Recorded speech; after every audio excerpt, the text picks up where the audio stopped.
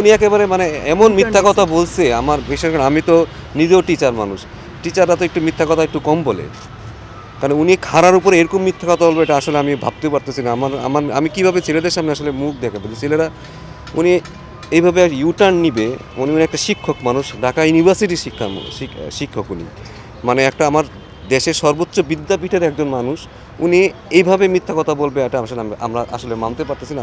মানাটা আসলে মানে কীভাবে মানবে এটা আসলে আমার বলার মতো না যে উনি কী বলে আসলো আর উনি এসে কীভাবে ইউটার্নটা নিল। টি-20 বিশ্বকাপ চলছে অথচ দেশের সমর্থকদের কারো মনে নেই কোনো আগ্রহ। বিশেষ করে বাংলাদেশ দল না থাকায় এমনটা হয়েছে, যা নিয়ে এবার সরাসরি মুখ খুললেন বাংলাদেশের সহকারী কোচ মোহাম্মদ সালাউদ্দিন। ভারত সফরে না যাওয়ার সিদ্ধান্ত নিয়ে শুরু থেকে বিতর্ক ছিল। প্রথমে সাবেক ক্রীড়া উপদেষ্টা আসিফ নজরুল দাবি করেছিলেন নিরাপত্তাজনিত কারণে এটি ছিল সরকারের সিদ্ধান্ত। করোনা বা যে কোনো ভাইরাসের এগেইনস্টে ফাইট মানি ব্যাকট্রলের লেফট রাইট। তবে এরপর আবার 19 দিন পর তিনি বলেন সিদ্ধান্ত নিয়েছে ক্রিকেট বোর্ড ও ক্রিকেটাররা।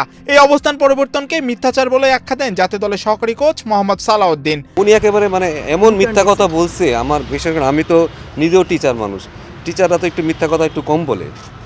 কারণ উনি খাড়ার উপরে এরকম মিথ্যা কথা বলবে এটা আসলে আমি ভাবতেও পারতেছি না। আমি কিভাবে ছেলেদের সামনে আসলে মুখ দেখাবো?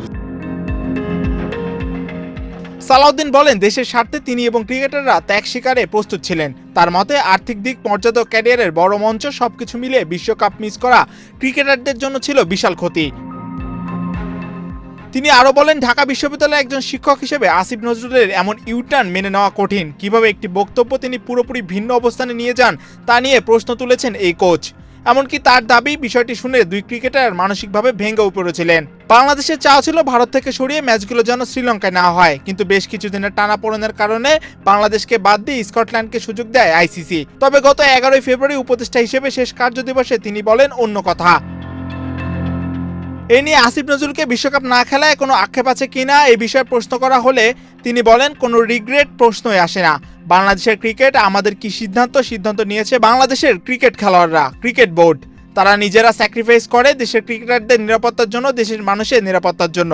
বাংলাদেশের মর্যাদার প্রশ্নে যে ভূমিকা রেখেছে আমার মনে হয় এটা অনুকরণীয় দৃষ্টান্ত হয়ে থাকবে। আর এদিকে সালাউদ্দিনের ভাষায় বিশ্বকাপ 1 বছরের স্বপ্ন। একজন খেলোয়াড় বা অধিনায়কের জন্য এই মঞ্চে না খেলতে পারা গভীর বেদনার। তবে চরম সত্য মেনে নিয়ে সামনে এগোনো শিক্ষা নিতেই হবে বলে মন্তব্য করেন মোহাম্মদ সালাউদ্দিন। বাট তারা যেন খুব তাড়াতাড়ি দ্রুত এটার সাথে মানায় নিতে পারে, ওই কাজটা আসলে আমাদের করতে হবে। এটা কিভাবে আসলে আমরা কত দ্রুত মেকআপ করতে পারি, ওই পজিশনগুলোতে কিভাবে আমরা আরও ভালো বেটার প্লেয়াররা খেলতে পারে এবং কত বেশি আমরা আসলে মোটিভেটেড, আমরা সেটার উপর ডিপেন্ড করে আসলে ওয়ান ডে আমরা কোথায় যাব। আলটিমেটলি আপনি যেই ফরম্যাটে খেলেন দিন শেষে বাংলাদেশের নামই থাকে, তো আপনাকে ওইভাবে আসলে মোটিভেশন নিয়ে আপনাকে মাঠে নামতে হবে। মাহিউজ্জামান, বাংলাদেশ প্রতিদিন।